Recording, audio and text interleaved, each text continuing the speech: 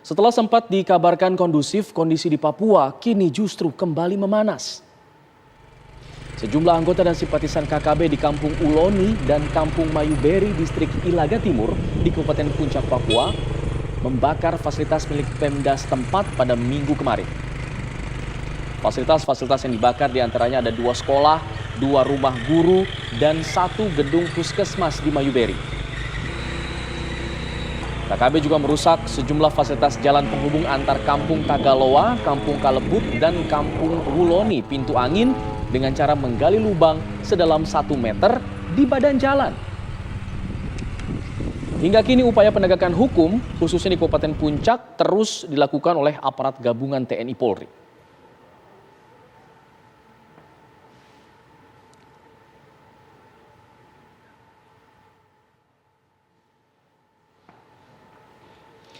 Ya, sebelumnya pemirsa, kekerasan yang dilakukan kelompok kriminal bersenjata atau KKB di Papua ini meningkat dalam kurun waktu beberapa bulan terakhir. Korban jiwa berjatuhan termasuk sejumlah anggota TNI, Polri, dan juga warga sipil. Pemerintah pun menegaskan sederet penyerangan oleh kelompok kriminal bersenjata di Papua tersebut adalah tindakan terorisme.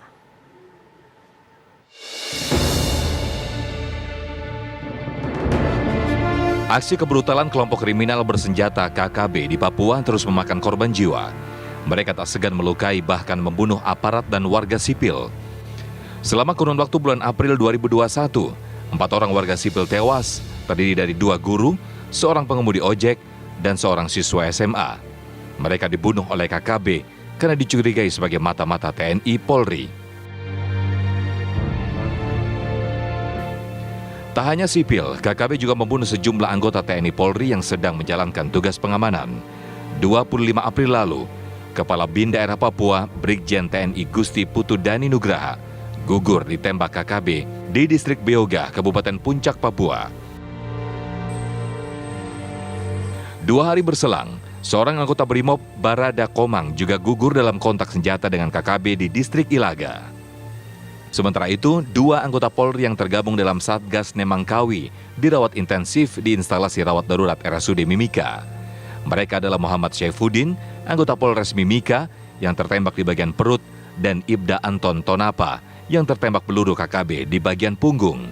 Dengan terus meningkatnya aksi kekerasan KKB di Papua, pemerintah pun akhirnya melabeli kelompok tersebut sebagai kelompok teroris. Menko Polhukam Mahfud MD menegaskan, sederet penyerangan yang dilakukan oleh KKB adalah tindakan terorisme yang harus ditumpas berdasarkan aturan hukum yang berlaku. KKB dan segala nama organisasinya dan orang-orang yang berafiliasi dengannya adalah tindakan teroris. Untuk itu, maka pemerintah sudah meminta kepada Polri, TNI, BIN, dan aparat-aparat terkait itu segera melakukan tindakan secara cepat, tegas, dan terukur menurut hukum. Dalam arti jangan sampai menyasar ke masyarakat sipil.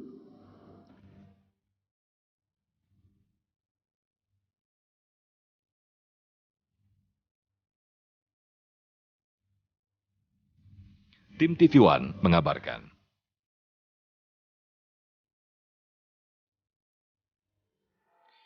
Lalu seperti apa kondisi terkini di Papua setelah adanya serangkaian aksi pembakaran yang dilakukan oleh KKB ini? Kita akan bergabung bersama rekan kami, Desius Termas.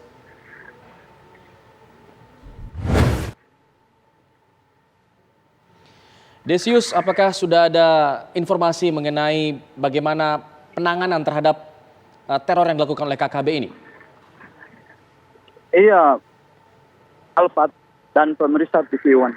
Benar, pasca penetapan kelompok kriminal sipil bersenjata ini sebagai anggota teroris, ada beberapa kejadian yang terjadi di distrik Ilaga, Kabupaten Puncak, yang mana para simpatisan KKB ini dan sejumlah anggota KKB melakukan pengrusakan terhadap fasilitas-fasilitas milik Pemda Kabupaten Puncak. Di antaranya ada 2 sekolah, yang dibakar, kemudian perumahan guru ada 2, kemudian ada puskesmas. Puskesmas ini lama, itu dulu jadi puskesmas, sekarang dipakai untuk tempat jualan masyarakat di sana, untuk membantu perekonomian di sana. Itu yang terjadi di distrik Beoga pasca penetapan KKB sebagai teroris. Alfat.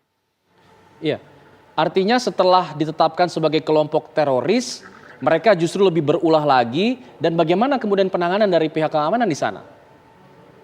Iya benar sekali Alfat. Mereka melakukan perlawanan aparat. KKB ini melakukan perlawanan terhadap aparat. Ya, namun kita harus akui bahwa aparat gabungan TNI dan Polri ini melakukan pengejaran. Pengejaran terhadap anggota KKB ini yang menyisir wilayah-wilayah yang terjadi konflik. Contoh kecil macam di Dampet, kemudian di distrik Beoga yang terjadi di mana pembunuhan guru-guru, tukang ojek, diadakan penyisiran. Nah, itulah mereka melarikan diri. Mereka melarikan diri ke kampung yang lain lagi. Kebetulan kampung yang mereka dapat adalah kampung Uloni dan kampung Desius. Lamawi. Ya, di situlah terjadilah pembakaran dan pengrusakan fasilitas milik Pemda. Ya.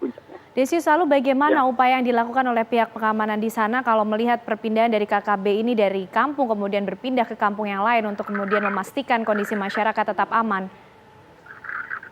Iya, aneh.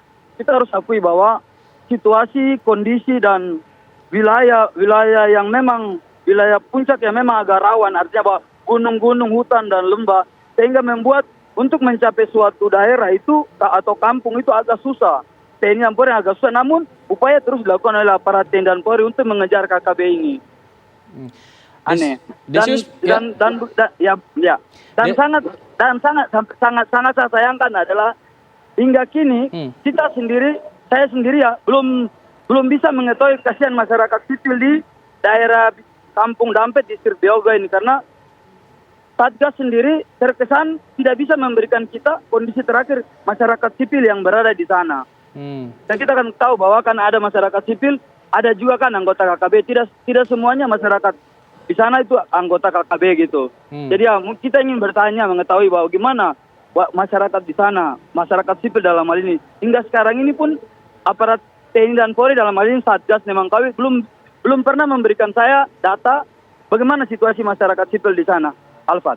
Itu yang dipertanyakan begitu ya, kondisi masyarakat sipil di Beoga. Kita juga ingin menanyakan mengenai apakah Anda memiliki informasi mengenai keberadaan dari pasukan setan yang kabarnya sudah diterjunkan ke sana, bagaimana kemudian perkembangannya? Kalau terkait pasukan sudah ada dari awal, sudah ada, Mas. Pasukan itu sudah ada di sana dan sekarang lagi melakukan pengejaran terhadap anggota KKB yang ada di kampung-kampung yang sekarang lagi dilakukan pengejaran ini, Mas. Baik, Desius, kita akan tunggu perkembangan selanjutnya dari sana. Kita harapkan kondisi segera kondusif kembali. Selamat siang. Selamat siang, Pak.